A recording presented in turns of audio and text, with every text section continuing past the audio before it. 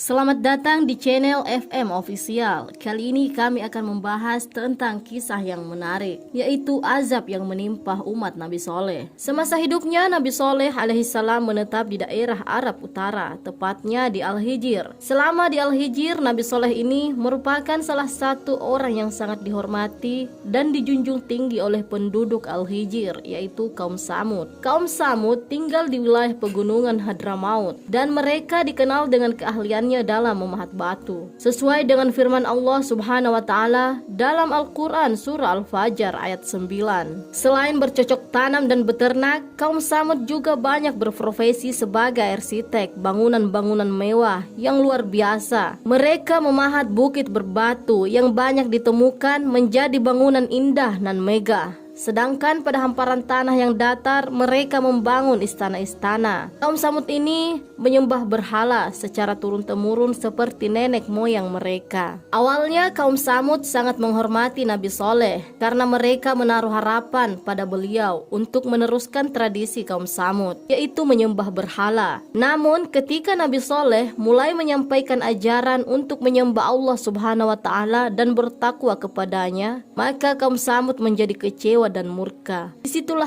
awal mula mereka memusuhi Nabi Soleh. Selain memiliki kebiasaan menyembah berhala, tabiat lain yang dimiliki oleh kaum Samud adalah angkuh dan sombong. Mereka seringkali meremehkan dan memandang rendah kaum lainnya. Bahkan dalam kesehariannya, mereka selalu berbuat maksiat seperti berzina, mabuk-mabukan, dan gaya hidup kaum Samud tersebut telah menyimpang jauh dari ajaran Allah Subhanahu wa taala. Oleh karena itu, Allah Subhanahu wa taala berfirman dalam Al-Qur'an surah Al-A'raf ayat 73 yang artinya, "Dan kepada kaum Samud kami utus saudara mereka Soleh. Dia berkata, wahai kaumku, sembahlah Allah. Tidak ada Tuhan sembahan bagimu selain Dia. Sesungguhnya telah datang kepadamu bukti yang nyata dari Tuhanmu. Ini seekor unta betina dari Allah sebagai tanda untukmu.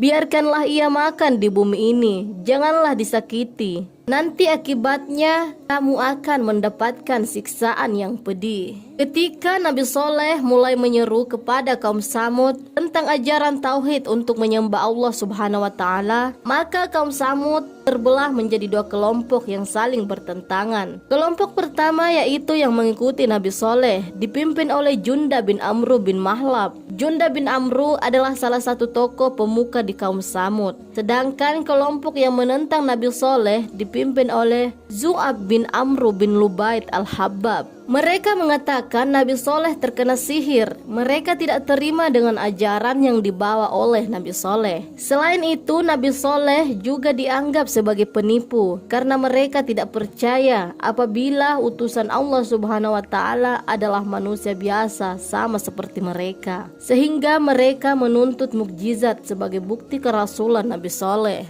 Jadi, kaum Samud menentang Nabi Soleh untuk mengeluarkan seekor unta betina yang sedang hamil 10 bulan dari sebuah batu besar yang ditunjuk oleh mereka. Nabi Soleh pun menyanggupi permintaan kaum Samud tersebut dan mulai berdoa kepada Allah Subhanahu wa taala. Kemudian Nabi Soleh memukul batu tersebut dan keluarlah unta betina dengan ciri-ciri sama persis seperti yang disebutkan oleh kaum Samud. Mereka semua kaget melihat kejadian itu. Bahkan mukjizat tersebut membuat sebagian dari kaum Samud yang menyaksikannya menjadi pengikut Nabi Soleh. Namun ada pula yang masih pada pendiriannya untuk menentang Nabi Soleh. Maka Nabi Soleh alaihissalam bersabda, "Hai kaumku, inilah unta betina dari Allah sebagai mukjizat yang menunjukkan kebenaran untukmu. Sebab itu biarlah dia makan di bumi Allah dan janganlah kamu mengganggunya dengan gangguan apapun yang menyebabkan kamu ditimpa azab yang dekat." Quran Surah Hud ayat 64. Dan janganlah kamu sentuh unta betina itu dengan sesuatu kejahatan yang menyebabkan kamu akan ditimpa oleh azab hari yang besar. Quran Surah As-Syu'ara ayat 156. Nabi Soleh berpesan kepada umatnya untuk tidak berbuat jahat kepada unta betina Allah. Namun Nabi Soleh mengizinkan kaumnya untuk memerah dan meminum susu unta tersebut secara bergantian. Namun hal hal tersebut tidak serta-merta membuat mereka bersyukur dan berterima kasih. Para penentang Nabi Soleh kesal atas kehadiran unta tersebut karena dianggap meminum banyak air dari sumber mata air milik mereka. Mereka pun segera memikirkan rencana jahat untuk membunuh unta betina tersebut. Di antara orang-orang yang berencana melakukan pembunuhan terhadap unta betina Allah, terdapat dua wanita yang menjadi provokator rencana tersebut. Dua wanita tersebut adalah